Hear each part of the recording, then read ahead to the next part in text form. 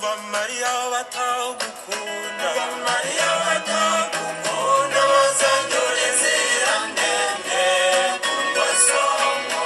Ari wowe nzira ngufi, ari wowe nzira ngufi, inzira nziza itagira ikoni kundwa sangwa.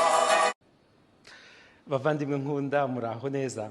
Ndashaka ko uyu munsi turebera hamwe ku kintu cy'ingenzi kiranga ukwemera kwacu.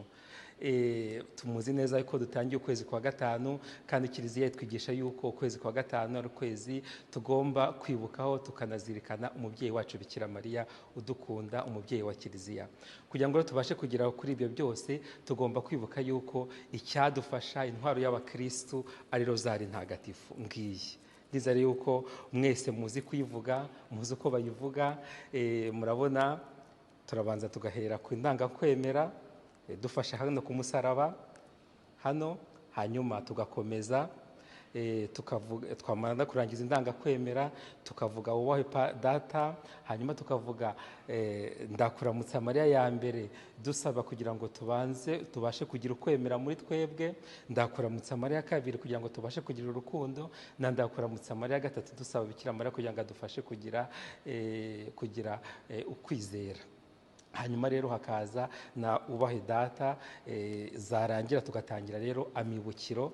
Mu minsi iza tuzagenda turebera hamwe uko amibukiro yose tuyiyibutsa, kuko twese twarayigishijwe mu gihe twari tukiri abana dukurikirana nyine katesheze. Murabona rero kuwa mbere ndetse no kuwa gatandatu dukunda kuzirikana amibukiro y'ibyishimo.